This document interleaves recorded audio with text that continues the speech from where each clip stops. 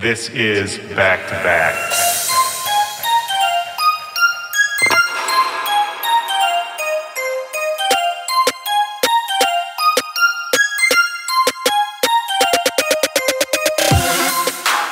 Yo, what's up, Back-to-Backers? This is Willy Joy. Welcome to the show. This is Back to Back. It's my podcast. How you guys feeling out there? We doing all right? You feeling good?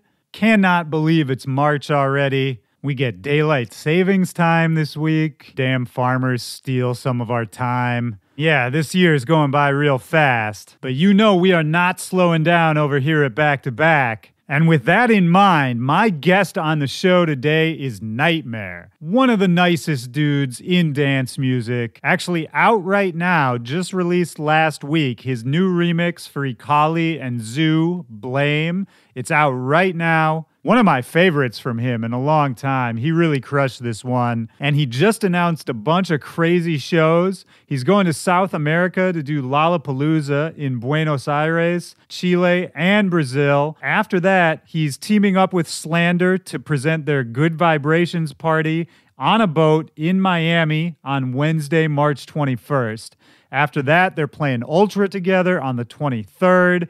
And then in April, NGHTMRE and Slander take Good Vibrations down under to Australia and New Zealand.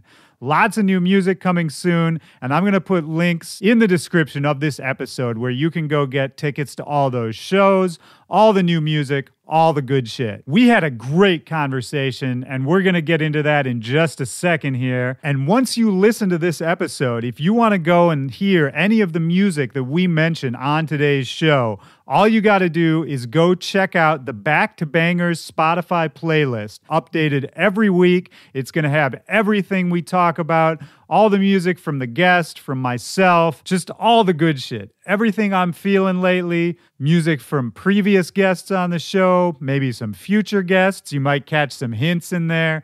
But really, it's awesome. Go check it out. The link is in the description of this podcast. I'm super stoked to share it with you guys. You can always email me at backtobackpod@gmail.com. If you hear something in today's conversation that kind of piques your interest, you want to know more, you want some advice with your own career or with your own life, not that I'm qualified to give anybody advice, but, you know, I'll do my best. Backtobackpod@gmail.com, at backtobackpod, or at Willy Joy on all social media. So, for this conversation with NGHTMRE, this was recorded in a breezy, open-air hotel room, looking out over a pool, mid-afternoon vibes. We were both super relaxed, and it was just a great time, man. He's such an interesting dude. I could very easily relate because he's kind of like me in the sense that we like to let the music do the talking. We're mostly soft-spoken guys, pretty laid back, pretty introverted. And, you know, it made for a good conversation because we could kind of start on the same wavelength and just start building from there. I've always thought NGHTMRE is doing some of the most interesting stuff in dance music. Long story short, anything new he puts out, I'm always checking for it. One thing before we get into this, if you do like this conversation, don't forget to go back and check the episode of Back to Back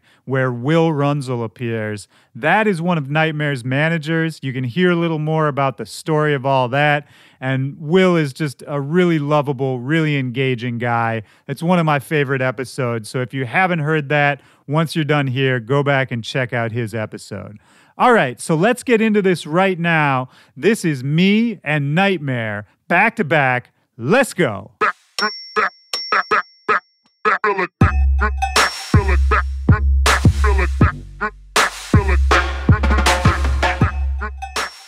don't think I've ever been to the gym.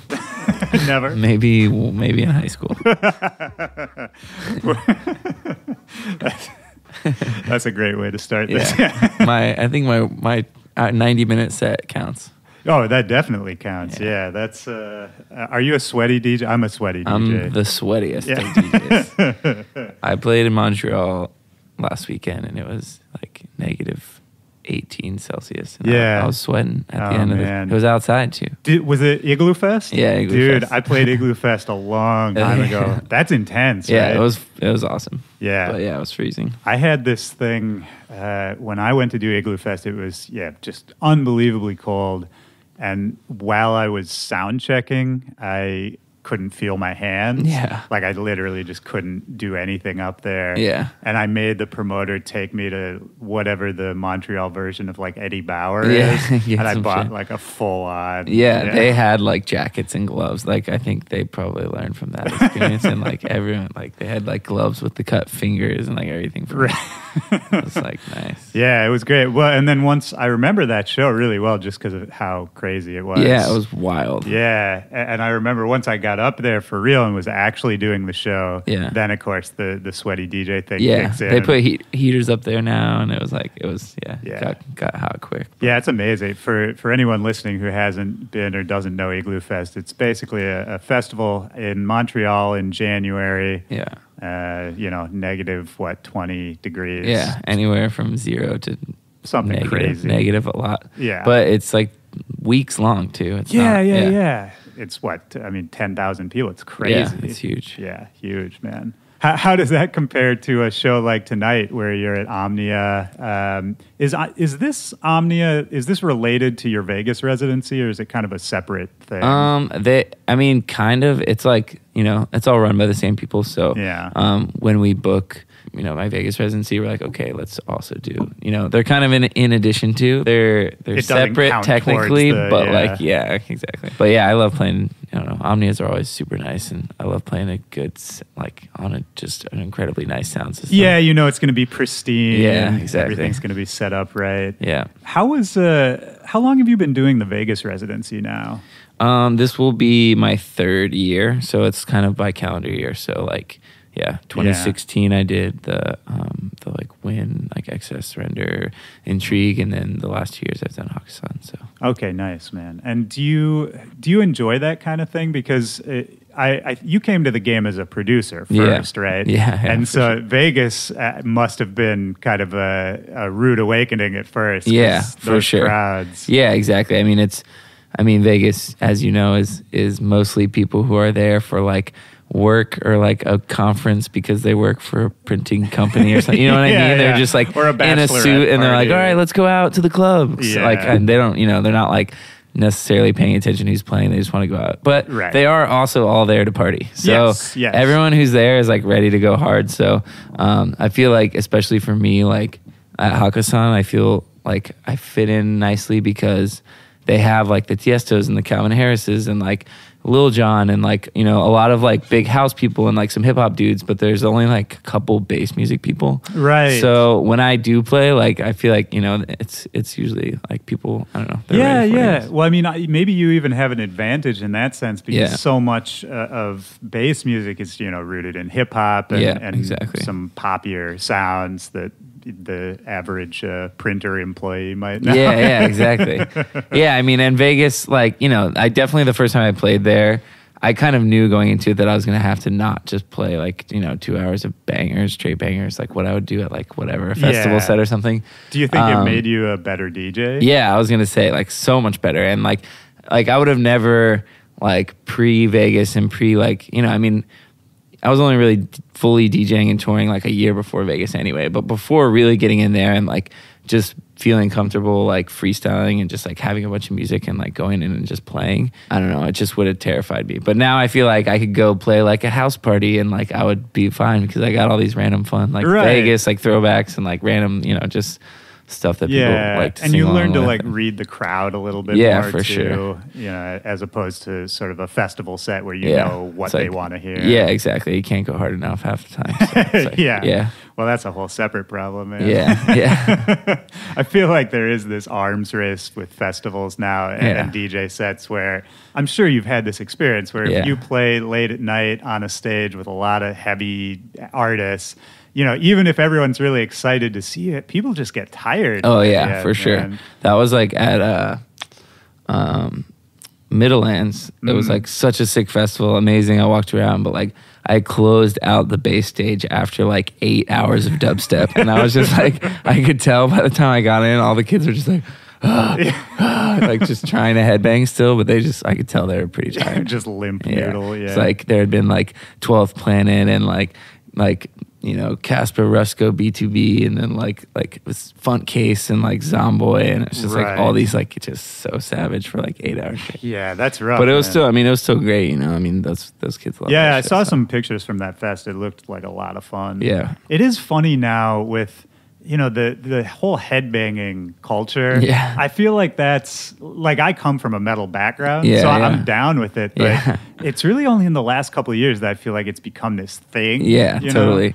It's like, even I played in China, and it's like over there, it's Really? a thing, like becoming very much a thing. And I feel like I see people headbanging to like definitely songs that are not meant for headbanging. Yeah, that's Like, kind of where I was going for. There's like times where I see people too, and they're like just basically shaking the rail more than headbanging, just to like make it look like it's super crazy. Right. I'm like, all right, guys, like this Okay. is supposed to be like a feel good song. Like, Right, exactly. That, I guess that's my, I won't say worry, but just concern is that I feel like people are forgetting how to dance. yeah, like almost. groove. Yeah. I don't know. Dubstep's its own separate thing. Yeah, Man. I mean, yeah, I love it, but I love it too. Yeah. But as somebody, because I don't really make dubstep, Yeah. but I do play it Yeah, in for my sure. sets. Me too, yeah. And then you sort of have to try to walk that line. yeah, exactly. Not just playing dubstep for 2 hours. or Right, whatever. right. But then still giving the guys who really want to headbang Yeah, exactly. something to do.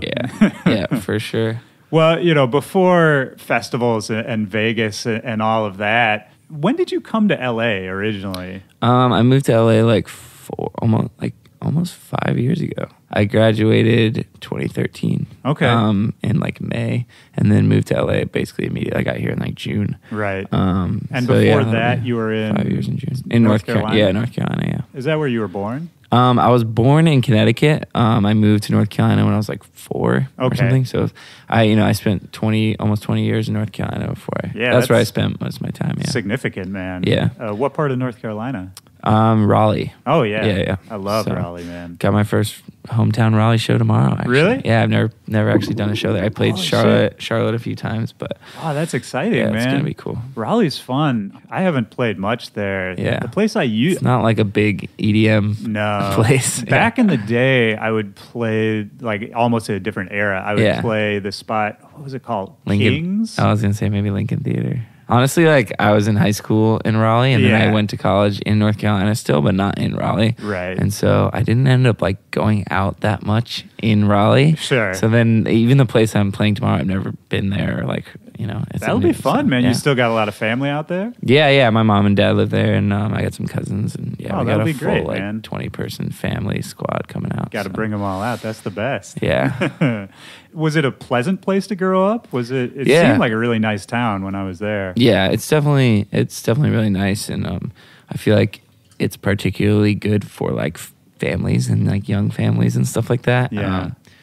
Yeah, it's just like not too crowded, and like there's a lot of cost of living is like reasonable, and Right. plus it's like the quality of life is good. You know what I mean? Yeah, It's like- in my mind, and correct me if I'm wrong because I've never actually lived there, but in my mind, it's kind of on that line where it is the South, Yeah. but then it's not Yeah, necessarily yeah. like the stereotypical South. Right. Yeah, I mean, if you drive 15 minutes outside of North Raleigh, it's you're in the stereotypical South. But yeah, the city, like, there's a lot of like education going on in the area. There's like Duke University, Right. University of North Carolina, NC State, Elon, Davidson, Sure. like, East Carolina, like UNC So a lot of Wilmington, young tons people. of exactly, and just like forward-thinking people. Yeah, stuff and like that, so. all of that'll bring in culture Yeah. and new ideas and all that.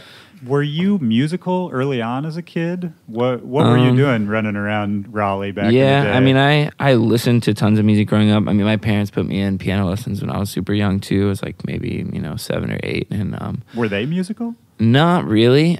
I think they kind of just like put me in a bunch of different things to see what I liked. See what I sticks. did like I ended up really enjoying soccer. I played like tons of soccer, and I ended up really loving piano, so I played it all growing up, and I kind of just like got to this point in middle school where I had one of those like horrible like teachers who was just like the church organist that your mom knew, you know what I mean? And he was just like every week was just like, okay, play the thing I taught you, and then you would play it once and like mess it up, and he'd be like, should have practiced more. And then it was like, all right, come back next week, you know what I mean? So I got to the point where I was just super bored with it, and then I got like drums and played drums all through high school, and then so doing the band thing. Not really. I kind of just like took some lessons and like learned like all the basic rhythms and like fills and like doing all this stuff, and then I would just kind of rock out for fun to like all my favorite songs and turn on some Blink-182. And was that your favorite song at the Travis time? Barker it out. Yeah, I mean, I definitely would rock out to a lot of Blink-182. Travis Barker was like my favorite drummer at the time. Yeah, so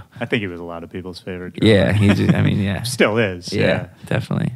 Were you the pop punk emo kid in high Not school? really. I was like, I don't know. I'm like in general pretty like introverted, reserved person. So, I played soccer, like I said, a lot. Like I did club, and then I did school also. So that was like what took up most of my time. And then, I would just be at home. Like music was kind of, until the end of college, it was just like, I love doing this for fun. Like, I never like really thought that I could make like a career out of it. Well, how did the soccer thing die off? I mean, was there ever thought just that like was... the end of high school was like, all right, well, you can go to college and like do these 2 weeks of 2-a-days and like play, a lot more serious. And it was like right? I kind of had to decide between like, playing sports in college is basically like having another job. It's a big like commitment. a lot. Yeah, exactly.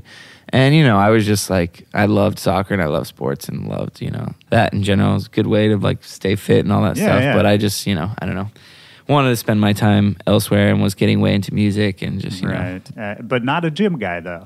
Not a gym guy. Yeah. He never was a gym guy. I don't know why, but I've always stayed relatively skinny without it. So I'm just like, hey, man, I don't know. I'd rather run than like lift weights. Sure. I don't know. Some people are completely the opposite. Some people are like, just as long as I'm not running, I'll do anything else. Yeah. But I don't know. I was that way for a long time. I've kind of flipped. Like, these days I'll run. Yeah. For sure. And so much of you're talking about like staying skinny or whatever without the exercise. The older I get, man, I think it's all diet. Yeah.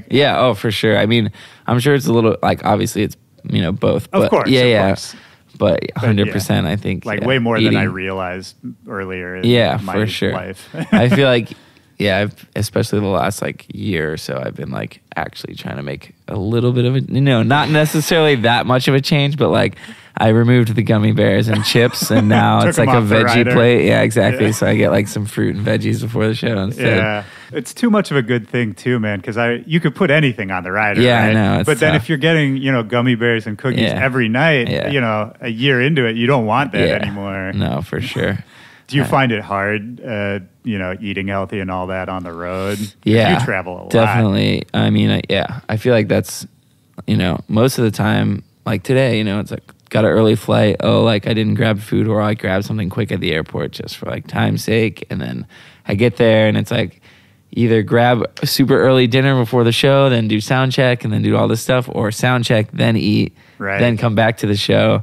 And then either way, you're getting like one big meal that day. And then the next time you can eat is after the show, and it's like 1 a.m. and it's like, all right, well, we've got pizza. That's it. Right. It's like Domino's is the only thing open. You're in Idaho, Boise, Idaho. Exactly. You're just like, so every city's different. Like plenty of times you're in a big city where you can get food at any time. But even like today, I totally forgot. But 5 minutes ago, you were looking at the menu of this hotel and looking for a salad, and there just wasn't one. Yeah, exactly. Yeah, like, oh well, our stuff ended at 3 and it starts again at 5. It's like, I just got here and it's 3 o'clock. So. Yeah, so it's the But just I don't know. I mean, it's definitely not easy, especially like being in LA and San Diego. Everything's like super easy to be healthy. Right. In the South, it's not that way. Yeah. There's not many like. You can't just like get a salad, Were you growing up eating like Southern food? Yeah, for sure. I mean, I definitely did not eat like healthy. Like, I mean, I had parents, who were good about, like my mom was good about cooking like healthy meals and home cooked meals and stuff like that. But, once I got to college and all that stuff, it was definitely just like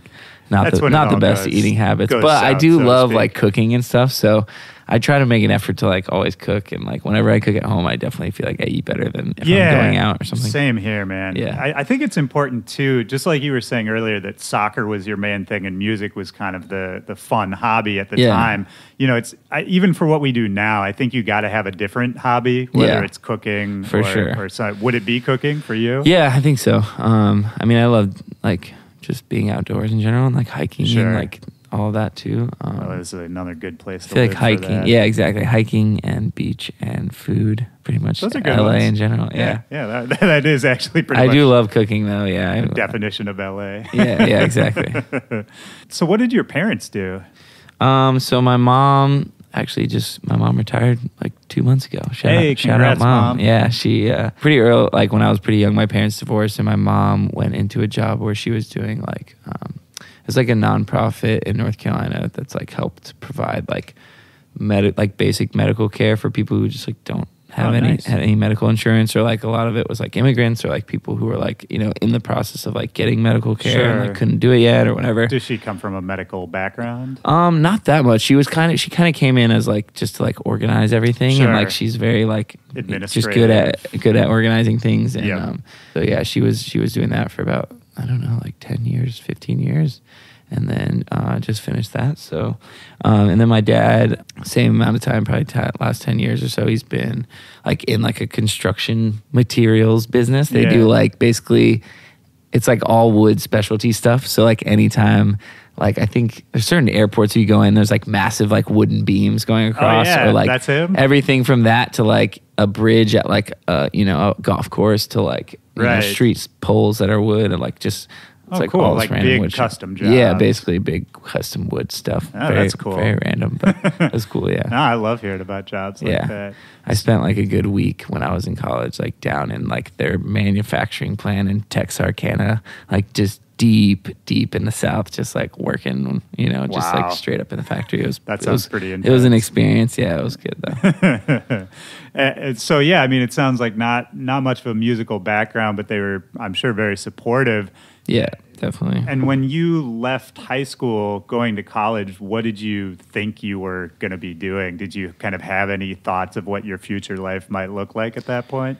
I mean, I definitely had aspirations to do everything that I'm doing now. Like my goal was to be able to do my own artist project and make music for myself and like tour and like, you know. Were you making music at that point, like age 18? Yeah, I picked up like Reason, like when I was in high school, like right at the end of high school.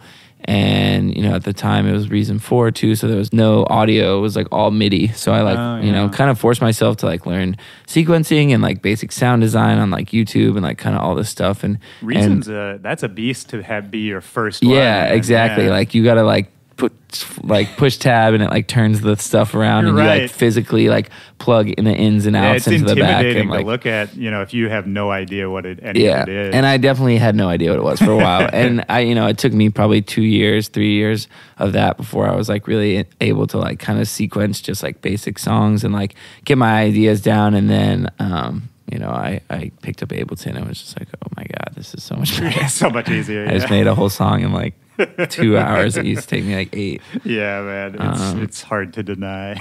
Yeah. When you were, just getting Reason and just having these thoughts that maybe this is something you want to figure out how to do, what were you listening to? Like, what even gave you the idea to pick it up? I like right near the end. I mean, I listened to a lot of like rock stuff and hip hop growing up. Like, I got Reason because like I had a drum machine and I was like, I can like make beats with this drum machine. And one of my friends was like, oh, you can like do it on your computer too. Like, check out this. I have Reason. It has this 808 drum machine. And I was like, oh, this is really dope. And so that was kind of why I picked it up. I was like, oh, I'll just like I remember just listening to pop music too and stuff on the radio and being like, fuck, this is like super simple. Like I could make this if I could figure out the tools. Like I know that I could make this. So you were even analyzing the stuff on the radio. Yeah, and just hearing it and like, basic electronic stuff. I was like, okay, I could make something that's cool for sure if I just learn. I remember hearing like Girl Talk like right as he was starting. Yeah. And he was like mashing up this like crazy rock stuff with like pop and with electronic and with everything. And I was like, this is like amazing. Yeah, this is like incredible for like live shows and stuff. It's like everyone's gonna know this song and it's mixed with this, and like it was just great party music, I felt like. Yeah. And when you saw Girl Talk play live too, that was the real proof. Like that was the first time I remember a crowd just losing their mind on that level. Yeah, he's super, super talented dude. And I remember, saying it was right around that time, it was like 2008 8, 9, and like Skrillex. My Name is Skrillex. I heard that EP and was like, what is this? I heard Pendulum, like their stuff. I was like way into Pendulum, Justice, like old Noisiest stuff. Like all those guys were just like, I don't know. I just heard it. And Porter was like from North Carolina. He lived like basically down the street from me. And I was like, Did you know like him at maybe the time? 15 minutes. No. I mean, I didn't know him at the time for sure. I met him a couple years ago, but he blew up from like I was doing electro stuff, and Zed was blowing up doing electro stuff, and I was like way into that. And well, and a lot of those people you just named also do that thing of blending rock music with electronic music and kind of hybridizing a lot of those influences, which is kind of what you're doing now. In a way. For sure. So I could totally see that lineage.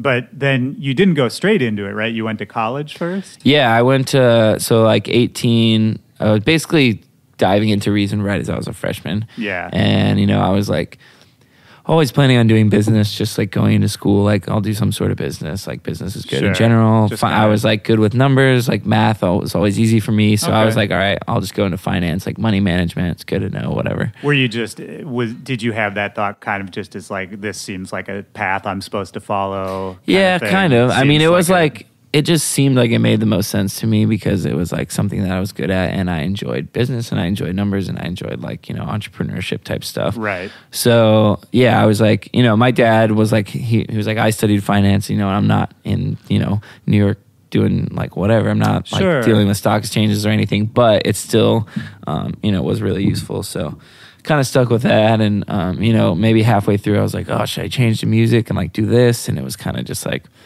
I feel like, the music, like, it wasn't, the music even that they were teaching wasn't like the music that I was getting into, It's like, I mean, it was music engineering, but it's like tracking a band and like learning all, this kind of stuff. So I was more into like, okay, I'm just going to stick it out, finish finance, get my degree, and then just like work on music every day and just like do it, I mean, it was just for fun. And I still, until maybe 3-4 months before I graduated, I didn't plan on doing it for a career, but I was just like, I knew that I was like very passionate about it. And I remember having definitely a few times where I was at home just like, I just have to do this for a living. This is like, I just enjoy this so much more than everything else. On a totally different level. I had a very similar experience around that time in my life. Because for me, it was kind of what you're saying. There were other things I was good at, other things I could do, and everything seemed to be going well to just kind of have that track, and just that'd be my life. But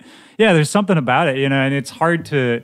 When I try to vocalize what it is about music that was different, it's really hard to do. But for me, all I can ever really say is that the music that touched me at a young age. You always try to get that feeling again.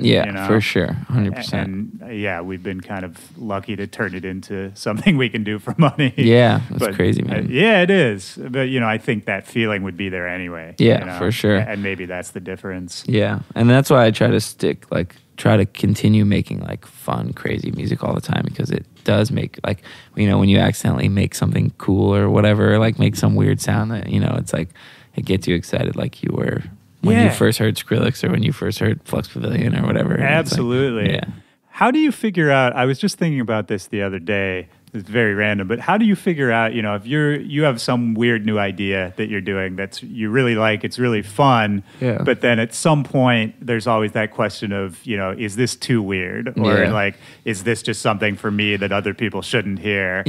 How do you make those decisions in the moment, man? It's definitely like not an easy thing to do. Like, and I feel like that's the number one thing that like I struggle with, just creative people in general struggle with, is like, will people like this? Like, should I put it out? Like, are they going to appreciate it? Blah, blah, blah, blah. And it's like, I don't know. That's the number one thing that I tell people nowadays when I'm looking back. I'm like, don't worry about making music for other people. Make music because you like it and you think, like, I thought Street was like the weirdest song ever. I was like, it was. I guess people like, I don't know, is this cool? Like, I asked my friends, like, I made this weird thing, and then like, like one kid was like, this is crazy. Like, oh my gosh, I've never heard anything like this. And I was like, cool. Like, okay, it is cool. Like, and I liked it, but I still was like worried about like if people were going to like it. And then, I knew like Fred Snails at the time, and he was making the weirdest music that I knew of. So I was like, hey, do you like this song? He was like, yeah, we put it in my mix. And then like, nice. I blew up from there, but it was definitely, if I had all my songs that I've ever released and I was like, pick which one you think will be the best, and I would have never picked Street, right? Like, ever. It's like no vocal, like random song, like whatever. Are you able like, these days? Are you able to better predict which songs people will latch on to? I still feel a little like I bit, have not no idea. not really. Yeah, no. I mean, I think there's like, but yeah, no, not definitely not. I mean, the last EP I put out, I was like, oh, this is a trap banger. I can't wait to put this out. I put out like 3 songs, like.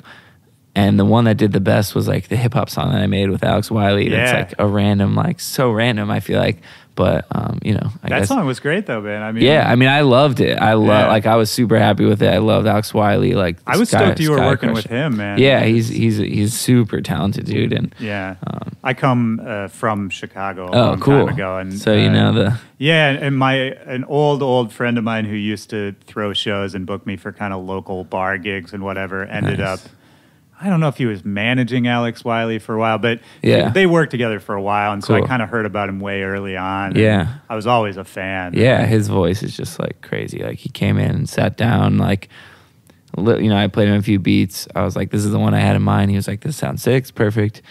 Give me like 30 minutes. Like just took his shoes off, went in the booth, closed the door, and like sat down and just wrote the whole verse. I was like, all right, I'm ready. Like 30 minutes later. Wow. One take, like did the whole thing.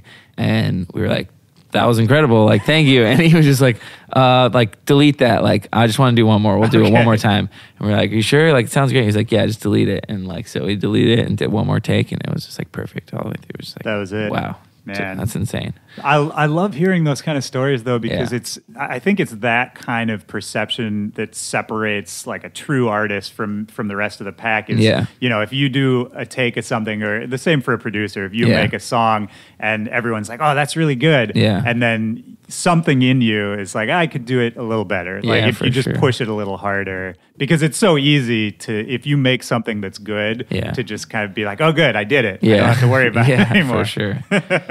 But then if you do, kind of push through and take that time, I think that's where a lot of the magic can happen. Yeah, 100%. Moving out of college, so college was in North Carolina? Yeah, it was like maybe an hour from Raleigh, like Greensboro. Yeah. And then, so you graduate from college. How does the move to LA come about? What was that sort of interim time like? I mean, I basically spoke to someone in LA who was also talking about going to Icon. That's how Icon Collective, which is a music production school here, in LA. So I was like, man, that would be really amazing if I could do something like that. It sounds like exactly what I want to produce. Like all these people are really like-minded, and it's digital music production. It's like all on a MacBook, which I already have, like all this stuff. Right.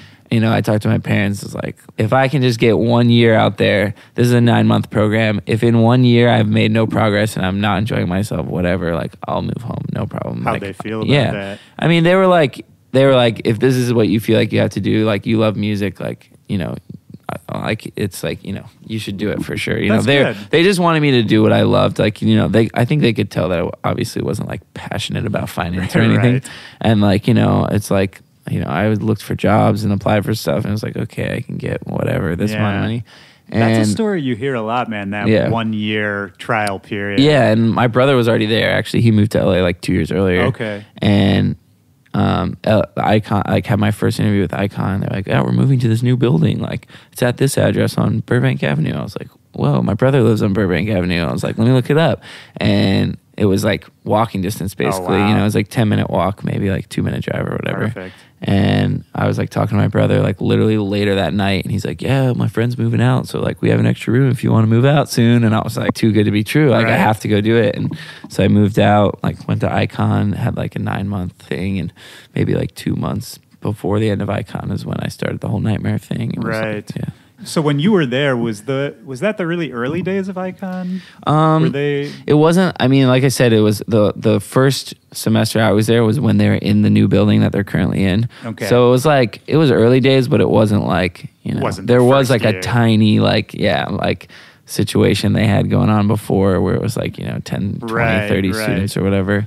But yeah, they had expanded. And decently. For you, I mean, how would you describe what makes Icon different from a lot of other schools? Because I always talk about them. I'm a big Yeah. fan of theirs. Obviously a lot of great artists have come out of there. But then there's 100 other schools that try to do the same thing. Yeah. And I don't even know their name. I can't recommend any of them. I don't know. For sure. I don't know what the difference is. Like, what did they get right? Part of it is a lot of other schools, it's just about like the curriculum and learning what it is we have to teach you, and then getting you out, and then you're into the world with like this new knowledge. Yeah, and, it's almost like a vocational school. Yeah, and Icon is more of like, it just feels like you're in like a community of people who like all want to like help each other and want to learn from each other and want to create and like family. Yeah, it's just like you take all the same classes, all the same people, so you're good. I had 15 people in mine, or we started with like 17, ended with like 12. Like some people dropped out. Sure. It's very like you put it, you get like everyone who's there, no one's like, oh, fuck, I have to go to school. You know what I mean? It's like, I want to do music and I want to be here to learn and like, I want that, so. Sure, so maybe it's even self-selecting. And I don't even know what the difference is between like a dub spot or like an Icon, because I didn't do dub spot, Right. but it's the same thing. I don't really know. I don't know. I feel like I would have heard more about it or heard Right. more like, I just hear so many good reviews of Icon, and I've met the Dubspot guys. They're great, super nice, and like everything that they teach is awesome. But like, there's definitely something about Icon and being in LA, and like, they teach the whole Art of Flow class. Like, there's a whole class you take called Art of Flow, and it's like it's just about like the creative process and not worrying about like the things we were talking about, where it's like, oh, are people going to care about this, or like not working on music for other people, working on it for you, and like what happens when you're in like a creative block and like how to get out of it, and like just all these different things that like go beyond just learning like a tool that's going to help you make a sound. Because you're completely right. It's those kind of questions that I think can really frustrate a young producer. For sure. Because those are the kinds of things you sort of only learn by working through them. Yeah, for sure. And you could have all the technical knowledge in the world, and if you're not feeling inspired, it doesn't matter. Yeah, 100%. So if you'd lived in North Carolina for 20 years, it must have been a crazy time to kind of drop everything you had been doing previously. I mean, obviously you had been doing music, but to kind of take it more seriously on a different level, move across the country to a place that is very different from North Carolina. Was it intimidating, or did you end up just kind of loving the LA vibe? Yeah, I kind of just loved it. I mean, I felt like I was like anxious to like visit California in general. Like I wanted to like go out there, visit my brother, and move out there, and like all I had definitely had very like, I don't know, the last few years, like I just, I felt the need to like be out of North Carolina. And I was just the timing worked out so good. It's like timing is everything. Like I say that all the time, but it was like, school finished. I found a place to live, found the school. It was like, nothing's tying me down right now. It's the only time in my life when that's probably going to be true. And then, it's like I had a best friend who was also moving to California. It was like, we can drive out together, like made a trip out of it, like stopped in all these places for fun. And like, it was just great. Like, I don't know, man, it just ended up being perfect timing. And, LA, like, the first few years you're in LA, like if you're trying to make it, it's like a grind. Like it kind of sucks. Like, you go out a little bit, but you can't really, because it's like $80 to like go out anywhere. Like, you're going to Uber there, buy 2 drinks and Uber back. It's like, you've already spent all that money. And like, so there was a lot of, at the time? Basically, as soon as I moved here, I got like a part-time job doing like audio engineering, basically for like pop music. So I was working like one specific guy, and we literally had an agreement where it was like, okay, I'll work on these things with you, like whatever, 3 times a week or something, and I get publishing on everything we do if it gets placed, and you basically pays my rent. So I was paying like $750 a month. So I got like $750 a month, not like crazy amount of money, but it was like, seems like a reasonable paid my rent. Yeah, exactly. It's like I don't have to worry about rent. Did any of those records end up? No, nothing. I don't think anything got really placed or anything. But that must have been cool. But it was great. Like learning, like I never sat down and was like, okay, like we got to have this intro and then verse and then chorus and then like another verse if you want and then bridge and then it was like learning all of that and learning like, okay, like we need stems bounced out for like to send to a mixing mastering engineer. Like even like little things like that where it's like, don't send him 80 fucking thousand stems. Like get it down to 8. Like group this stuff. Like take off the master. Like do this, whatever. It was just like all these little things that I learned that like definitely helped me in general. And like like it was my first time being in a session with a songwriter and like just working with, which is very different from just being on your own. Yeah, exactly. And like kind of writing a song for the first time and like Well, and know? even what you said earlier about you were listening to the radio and thinking, these are simple songs, I could do it. And then once you get into making You're like, pop wow, music, it you is realize simple. that making something simple It's the hardest thing to do. Yeah, right. exactly. Yeah. And it's very, pop music is, the conventions of pop music can be so different from dance music. Yeah, for sure. And that's always one of those things. In a way, it's weird. I feel like you can get away with more weird things in pop music sometimes than you for can sure. sometimes with dance. I don't know do you know what I mean by that? Yeah, I Like, kind of do, yeah. Yeah. It's like I feel like you can almost be more creative. Like dance music, the genres kind of impose these rules or these that's true. expectations. Not that we need to follow them, but Yeah. But it just happens. yeah. Or you look at a pop singer, say, and they could, make a ballad to a dance song to a hip hop song, and their fans and their listeners and all that just kind of follow that thread pretty easily. Yeah. If you're doing it right. Yeah, that's true. And I don't know. For dance music, it's maybe a little harder. Did you ever feel that pressure anywhere in the career to kind of fit into a box or to change what you were doing? I mean, having a manager at all, like, you're going to feel that because their job is to okay, let's get hits.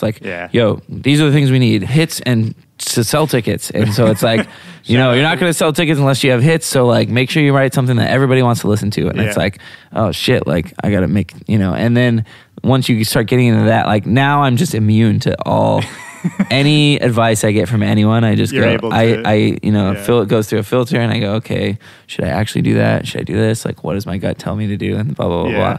And it's like, that's what managers are there to do, is to tell you, we need some commercial appeal. We need this. But in the end, obviously you have to just trust your creative vision and of course, go with it.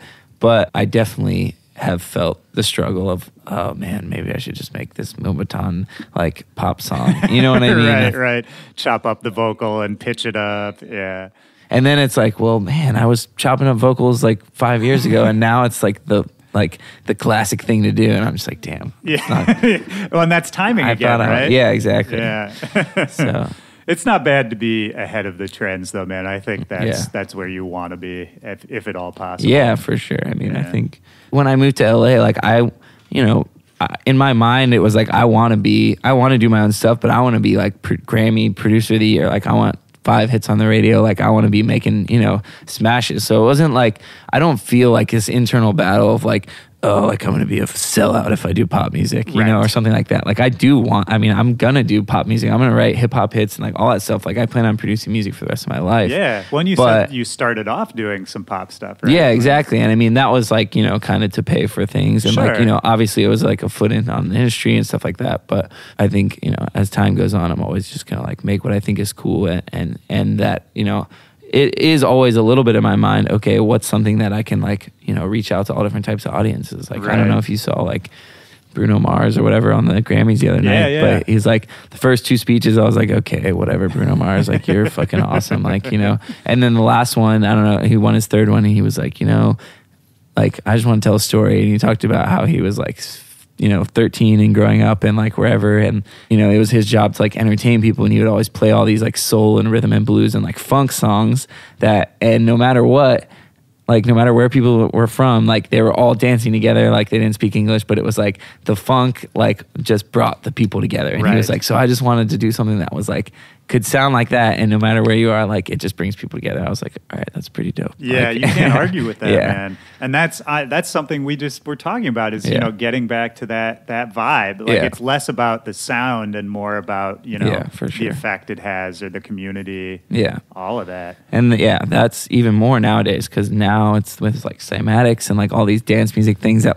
anybody can get the tools to make a banger or whatever. But it's how you put it together, and everybody has access to the same samples or sample libraries or whatever, but the more you have the ability to create the vibe and have the ear to make it simple but sound good, it's the better off you know. And to take that even further, it's probably even more important in 2018 to what you were saying, block out the noise and the advice and all that, and really just do what is authentic to you. Right? For sure. There's more and more people out there trying to do it every day. So much to sift through. So much. If you end up, just making something something that sounds like a popular sound, but it might not sound like you. I mean, it's just going to get lost. Yeah, for sure. It's hard enough to listen to music I like already. Yeah, I know.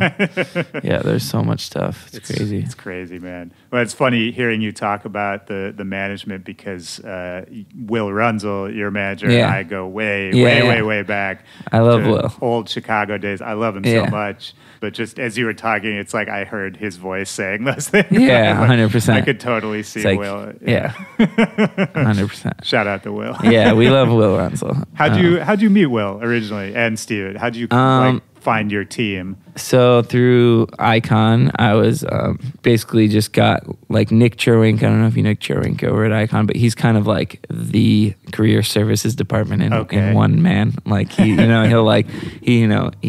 oversees a lot of stuff and knows all the kids' music and stuff. And like he'll get a lot of job opportunities where people are just like, yo, like send me a dope Icon kid for this. And basically that happened. Steven Haddad was managing this other pop producer and like a couple of different people. And so I went in and they were like, okay, so we're like looking for someone to like help, kind of co-produce these like records, like do some engineering, same kind of stuff, like engineering. Right. And the first one was like this guy who was like, it was going to be for some spinning record. And, at the time spinning was like, it was like, it still is important, but like, it was like that was the thing. The thing is like, beatport and spinning, like all this stuff. Yeah. So I was like, all right, I'll work on this song. It's like a house song. And I go back and like work on it and like make a song where I'm like, man, this is dope. Like, I'm really stoked about this. Like, I sent it back to them. They're like, oh yeah, it's pretty cool. Like, blah, blah, blah. And I'm just like, you know what? Like, I love you. Like, I appreciate the opportunity, but like, I'm just going to take this song and take the parts out. And I don't want to do this for other people though. I want to do this for me. This is like why I came here to do this. Yeah. Well, and that's an important lesson to learn early on. Yeah. And so I was like, sorry, like, I'm just going to take this with me. And they're like, cool, that's fine.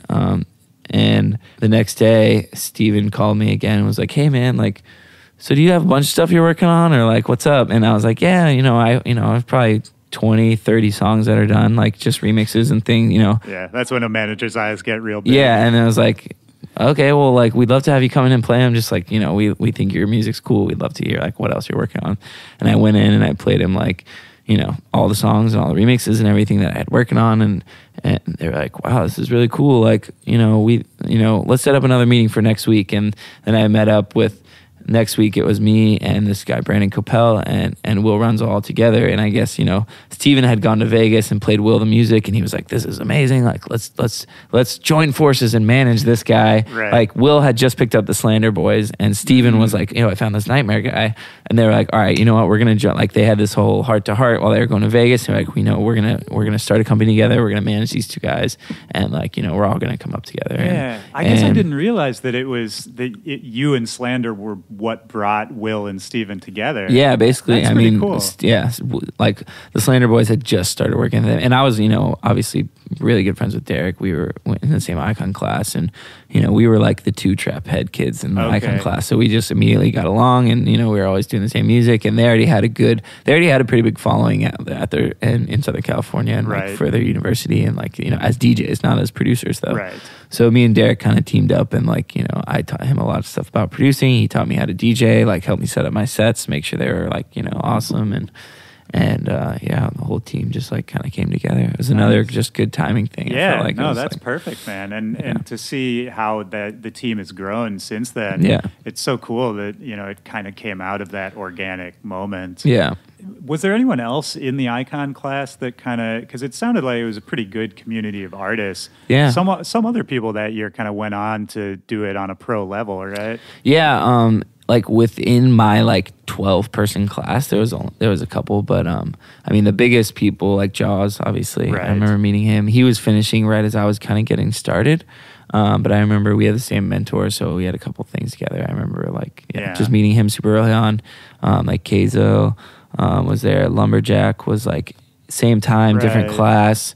Dak Daniels, like a big dubstep guy now. He was in our actual class, and then got like Ransom and Brett James, who are like the two who I just did The Killer with on my last EP, and yeah, they've Waves. He is Cameron Babineau. He sang on Love Again, the Slander song. Okay, yeah. So we all lived together in the same house too. Like as soon as like that house I moved in with my brother, like once him and all his friends moved out, like I just had all the Took Icon it homies over. move in, and yeah. That must have been a fun time. Yeah, it was definitely like that house was like I credit a lot of like inspiration and like just like I would come over from like touring or whatever, and I would be home and it was like 5 people all with headphones like working on music in the living room. So it was just like that energy. I always felt like okay, I'm behind. I gotta get to work. Right. Yeah, you all push each other forward. And then like we had Zach, like Jay Lewis, who like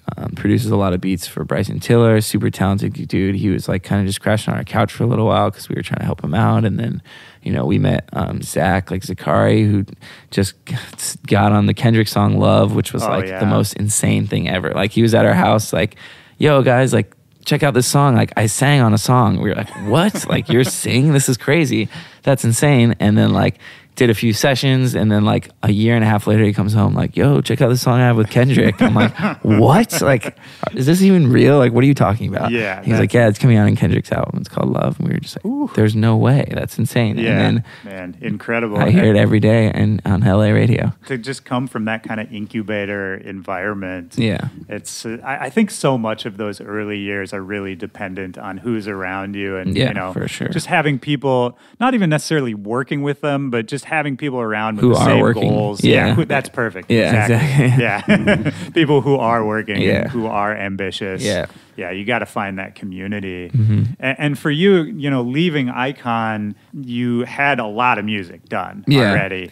Yeah, and it for sounds sure. like, you know, that was a pretty prolific time for you. Mm-hmm. You seem like a pretty prolific guy in general. Do you write quickly? Are you able to finish songs quickly? Yeah, I'm relatively fast for sure. I mean, everything's different. Like the whole Goosebumps remix I did in like 2 hours, and like Burnout and like a lot of other songs, you know, it took me weeks and months to finish. So, you know, but I definitely consider myself a pretty fast like writer. Like it's pretty rare that if I start an idea that it's not mostly done by the end of the first session. You know what I mean? And then I'm like fixing or adjusting or like, you know, making a second drop or something. But do you finish? Are you one of those guys who always finishes everything? No, absolutely not. There's probably 50 unfinished songs on my computer right now that I all need to finish all of them. You know what I mean? But right. Very random. What sees the light of the day sometimes. Yeah, not random, but it's like, you know. Well, no, but it can be random. I mean, some of it. There's definitely things that I've been like so excited to put out, and now it's at the point where I'm like, this doesn't feel fresh anymore. I can't put it out. Right. And there would have been a time where I was like, this would have been so sick, but it's just like that's over. tough too, and that's timing again. Is you know, if you sit on an idea for too long, or if a label takes too long, or whatever it is.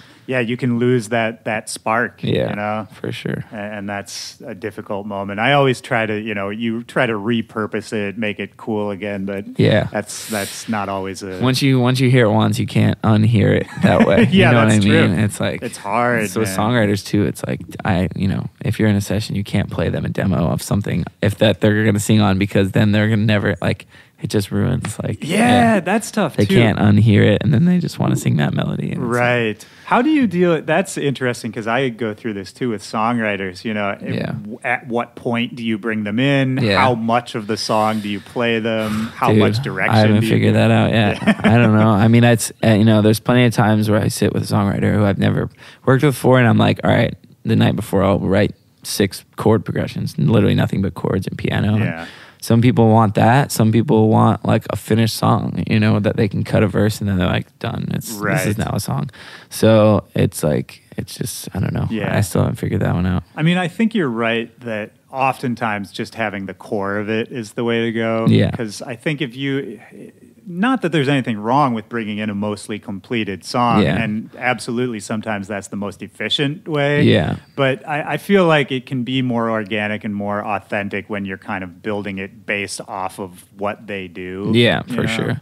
I feel like the best now that I feel like I've had some experience with it, is like keeping those basic chords, and then like whatever it is, the one unique cool thing about the song, like, or something that's going to grab people's attention, like keep that in there. Right. Because that's going to probably inspire them to whatever they're going to be writing. But it's like, if you have this pad with this bass and then there's like an ARP in the back and like all these things going on, it's like sometimes it's just too confusing for them. Like, yeah, true. They just need like, okay, give me the bass, and then like whatever it is that like needs more attention in the song. Yeah, you have to leave space, right? And that's hard to learn too. Yeah, it's definitely super hard. When did you make Street? Was that still at Icon? Like the end of Icon? Yes. I believe that was like, it was pretty much right then. Because you want to talk about, interesting sounds, unique textures, all that. I mean, that was a weird song. Yeah, for sure. And super weird. It blew up in a pretty big way. And like you said, maybe you were not expecting that off of that song. Yeah, definitely not. I mean, was it, once it blew up and big DJs were playing it, reaching out to you, I'd assume you'd start getting some booking inquiries off of that. Mm-hmm. Was that kind of the first shows you started playing? Yeah, I mean, we did. I met Will and Steven, my management, like pretty early, like I guess it was 2014 that I was finished Icon 2014 in March. And, I had met Steven maybe like 6 months earlier. We're like, okay, you already have all these remixes out, all this kind of stuff. I had started NGHTMRE like maybe a year and a half earlier. But we were like, we had been getting some small show offers, but we as a team were kind of like, we're not going to take any shows until you can be a headliner at any place in the US. Like, I could go to like, whatever, Columbus, Ohio, and even if it's a small room, 250, 500 people or whatever, I can be the headliner, and it's like I'm not going in as a support act. Smart move, man. So that was kind of like we were waiting for that Street moment to like be like, let's bang out the shows now. As soon as it went out, as soon as Mad Decent signed it, we did the Street show at Avalon, like EP announcement, put out the whole EP next, had the collab with Flosstradamus and like the Dum Dum remix all like at once, and it just like came together super well. But yeah, I remember definitely like months before that. I remember having calls with Will too, being like, okay, we were supposed to start touring now, and it's like, oh well, you don't have enough support yet. Like we don't have this. Like sorry, you can't go yet. It's just like, okay, well I'm almost out of money, so we gotta figure something out. Like, I had that conversation. I mean, actually, the first maybe 6 months of my internship was unpaid, then I got to the point where I was like, I have no money. Like this has to at least pay my rent. Like, otherwise I can't. I got to go find a real job. So, well, it's lucky you had that at the time. And man, a couple months later, being able to wait those few months, that makes a big difference. Yeah, for sure. Yeah, 100%. I think if you can do what you did, debut at kind of that headliner level, and keep the project exclusive to a certain extent, have it be an event. Yeah, that's a huge help. It's a hard thing to do. Yeah, it's not really hard not easy do. To break in. But yeah, I mean, we did some support stuff, but it was like, here's a 4,000 person show where you're supporting whatever, and it's like, how were those first few shows? Just even learning how to DJ? Did you? I mean, maybe like it was like, okay, my first show was February of that year, so like basically 3 or 4 months before, I guess like a month and a half before Street really like blew up. Yeah. Maybe like a month before that, I was like, I just went and bought CDJs on a credit card and was like, all right, I got to teach myself to this. Like, I'm about to be touring. So shout out to credit cards. Yeah, shout out credit. I love you. You got me my first CDJs. Yeah.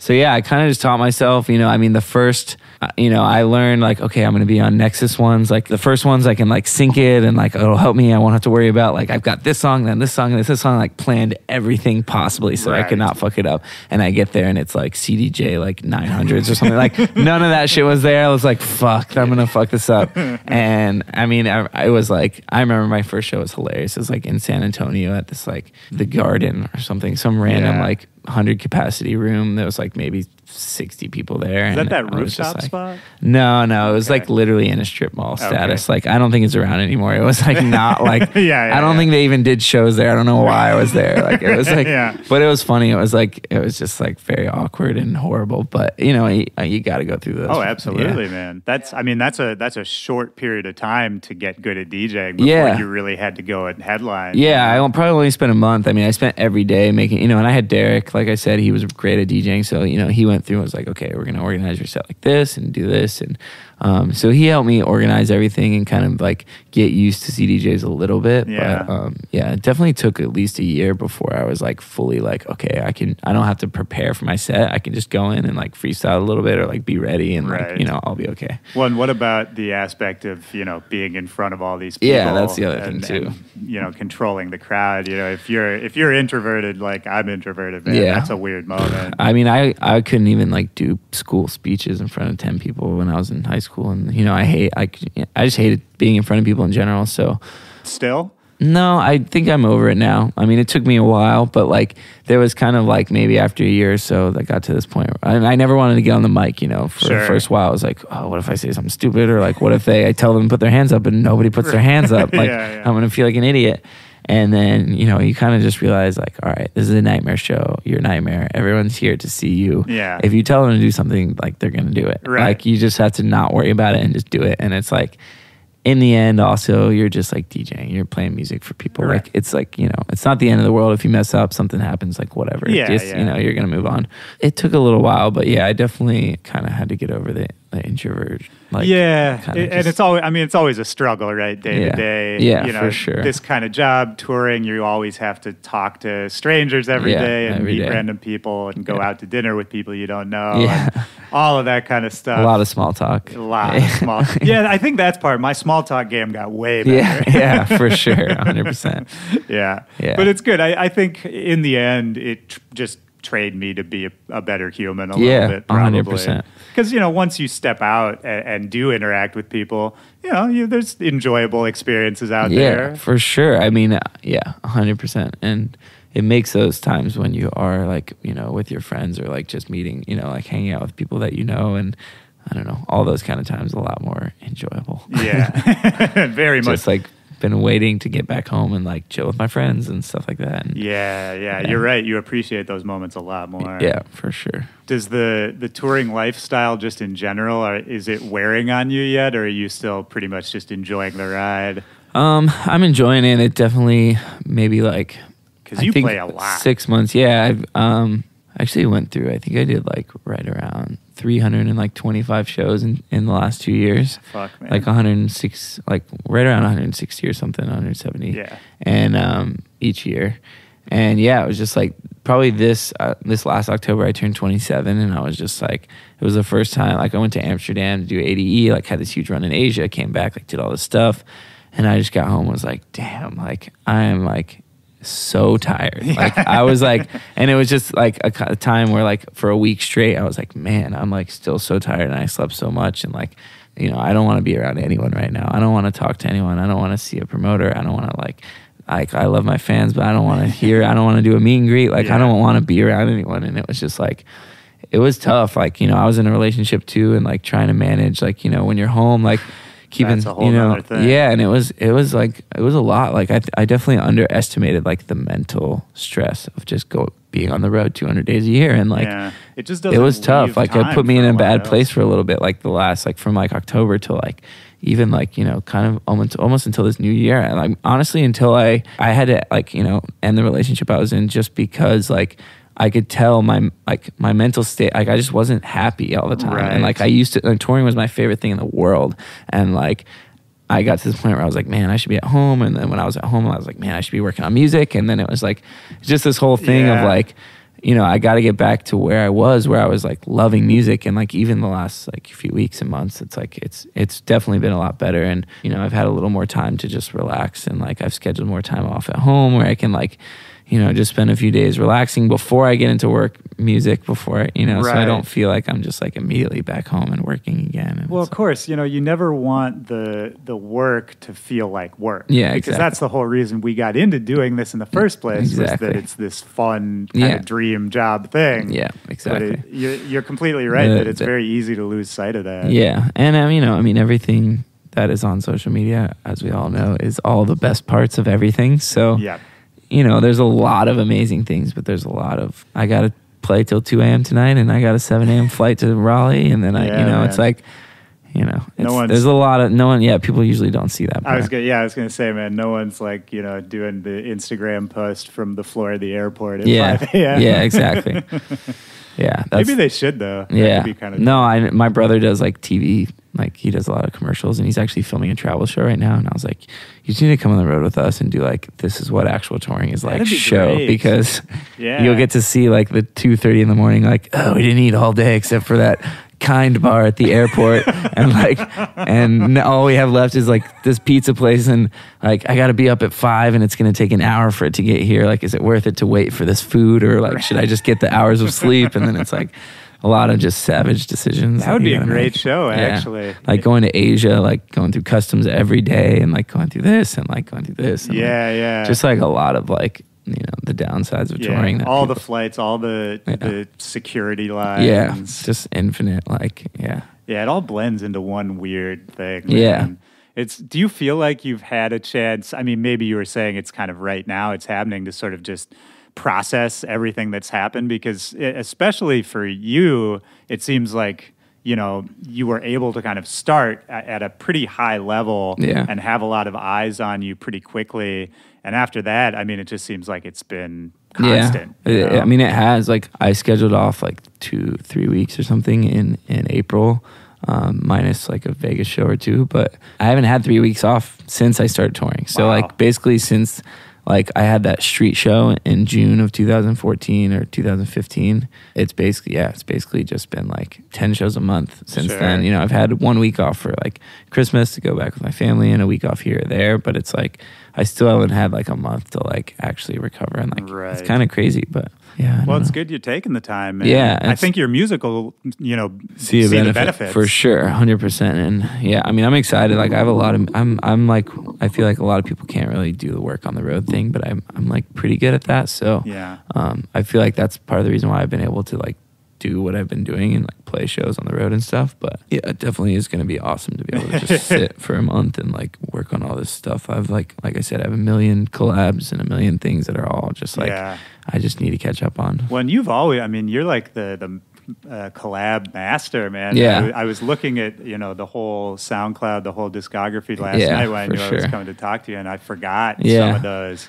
There's so many man. too. I mean, there's probably another dozen that I have in the Yeah. works right now that are just like, and it's tough for me. I always want to like, I mean, I love working with other people, and it's always a unique thing. And a lot of times it gives me an excuse to like, you know, me and Dylan did Need You or whatever. It's like a Right. Moombahton song. Like, I would have never done a Moombahton song, but it was like still is one of my biggest songs. So Yeah, I love you know, that it gives song, you kind of the opportunity to like, you know, break out a little bit maybe from what you Yeah, usually and you do. probably learn something from each every one. time. Literally Yeah. every time, no matter what. See It's how like- other people work. yeah. It could be some technical shit. It could be anything, but yeah. I think the collab that you and Boombox did really early on.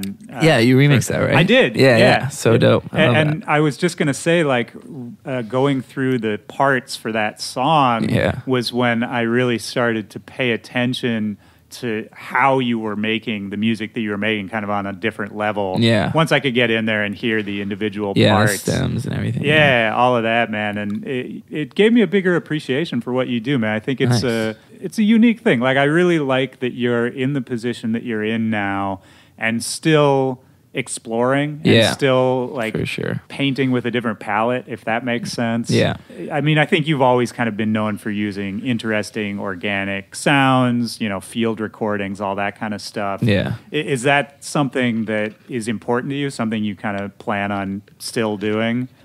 Yeah, I mean, I think, like, you know, when I was first getting into, like, everything, something that I was, like, super, super adamant about in every song was, like, just has to have something that no one's heard. Or it's, like, something that just, even if it's weird, like, you haven't heard it, but with these drums that, like, you are familiar with, it sounds cool. Yeah. You know what I mean? And so it was, like, most of my time was spent finding these like real unique weird sounds and all that kind of stuff, and I still try to do that for sure, but you know, within 3 years, like the amount of things that sound crazy new to people is diminished almost It's entirely. true, which so is it's so like, wild to say, but that's so true. Yeah, it's like, it's hard to like, you know, it's pretty rare now that I come upon something where I'm like, whoa, I've never heard that before. Like, But it seems like now you're almost, with the last record, it's maybe combining things that Yeah. people haven't heard, putting two things together no one would think to put together. yeah, exactly. you know, maybe flipping it in a different way. For sure. Like what was the guitar record on the On the Run, yeah. Yeah, man. I love that because it was, you know, it was just a texture that you would just not hear. Yeah, usually it's not a thing. And man. And it fits in so well, you know, the way you did it. And I'm sure,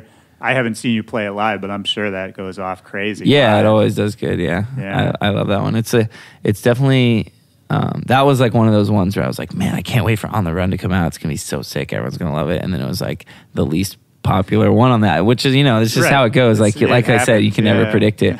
But yeah, it's funny. I was just excited about that track in general. Well, what do you have coming up that you're excited about? What are you working on? I think the next thing that's going to come out is a remix of the like Zoo Ikali song, Blame. Yeah. I don't know if you heard Blame. Yeah, that's a great song. So I did a remix of that. I'm really excited about. Dude, so many things that are like in the works. 50 more, yeah. Yeah, I mean, I'm trying to do like kind of like a Nightmare and Friends like EP type thing where I can put out like maybe 5 or 6 of these collabs that are like maybe not with like the huge headliner names, but they're like cool songs. And yeah, that'd be cool. So I did one with this kid Hoodlit from LA, super dope. He like engineers a lot of my vocal sessions and stuff. I did one with B-Sides from Icon.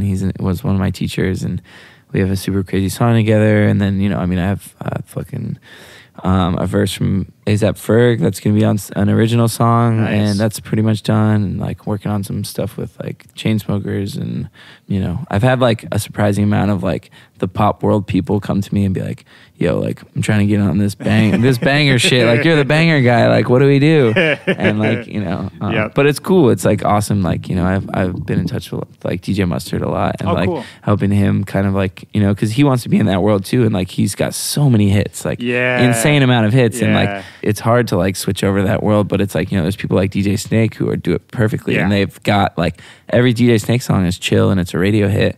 But then you go to a set and he's like dropping propaganda and like, you know, Soundboy songs and you're like, Jesus, like it's crazy. But Chainsmokers too, like their sets are crazy. Like they go super hard. Yeah, and like it was cool. Like those guys especially too, you know, obviously they get a lot of like heat and shit or whatever, like, you know, bad whatever. But once I like talked to them and sat down with Drew, it's like those guys are super talented. Like Drew writes all those songs. It's not like he's sitting getting demos. Like, you know, and those they were all DJs first. I mean, they've been doing this for a long time. Exactly, they've been on the hustle for a long time. So I got a lot of respect for those guys. And you know, they came. We're like, you know, we want to make some like crazy banger song. And you know, we shared some ideas. And Drew wrote a really really cool top line and stuff. So I was just talking to Abe for this show, and he was telling me a story of hanging out with the Chainsmokers and getting really inspired by kind of them saying like, yeah, of course we get all this heat, like people make fun of us, but we didn't start being successful on this level until we stopped listening to what those people were saying. Dude, 100%. And those guys are like, yeah, we make pop music. They're not like, we're they're not trying to fool anybody. Yeah, exactly. Like they're just straight up like, this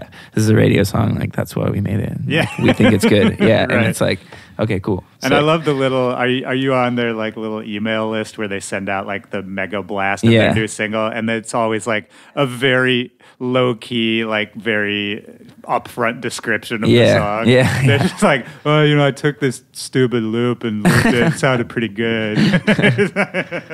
Those guys are real. Like they're just super honest and nice guys. So yeah, man, got a lot of respect for them. No, that'd be cool, man. Doing a little Nightmare and Friends thing.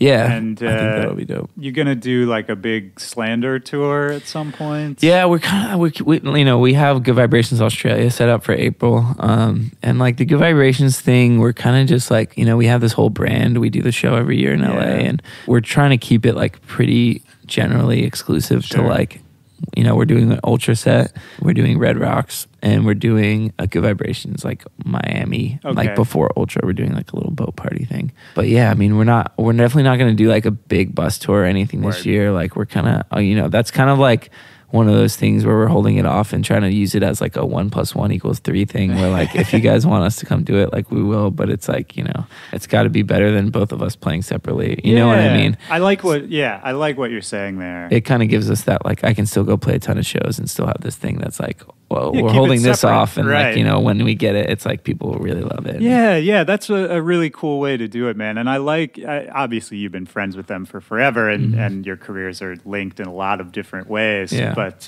it's been cool to see that you guys have maintained that connection throughout a lot of it. Yeah, because for I sure. think you see a lot of people who come up working together, and Yeah. then eventually everybody gets big to a certain point and kind of goes their separate ways. Yeah, not for even sure. because they are not friends, but just because business or Yeah, whatever kind of 100%. takes people in different paths. But the fact that you've been able to like just stay linked with them Yeah. and keep kind of building off of that original friendship vibe, I think that's really cool. Yeah, it's super cool. And I mean, every time I work with Derek, we're always on the same page and like always thinking the same thing. It's like kind of crazy. But yeah, we got 2 other songs that we did together that we're kind of sitting on, just like hanging out. I mean, they're not fully done. You know, they're in But that. what is? Yeah, exactly. So I think we're going to try to put those out, you know, closer to Red Rocks and just build some hype for that. Sure. And you've got that crazy stage thing too. Yeah, we got right? the Atom stage. Atom, the whole right. like it's That shit is intense. wild. It's super awesome. Yeah, shout out Insomniac for like always, they help us build that every year, and it's like it's just crazier every year. It's So awesome. it changes each year? Well, we did the first year at the Palladium.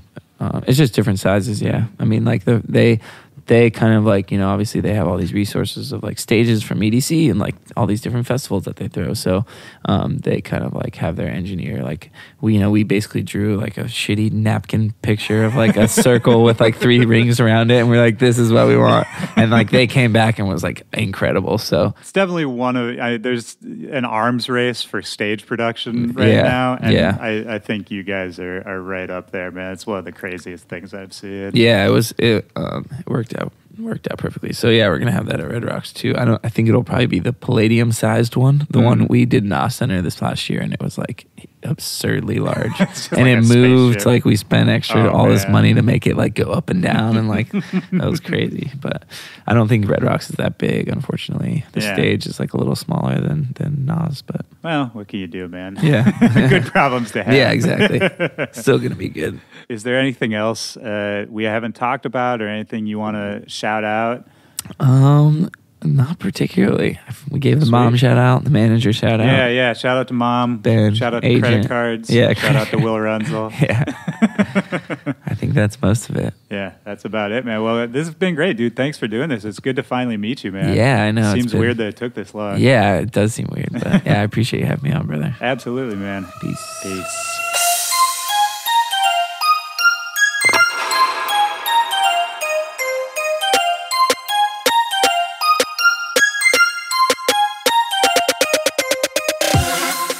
All right, that's the show. Shout out to Nightmare. Great sitting down with you, man. That was so much fun. And don't forget to check out Nightmare's new remix for Ikali and Zoo. The song is Blame. It's out right now.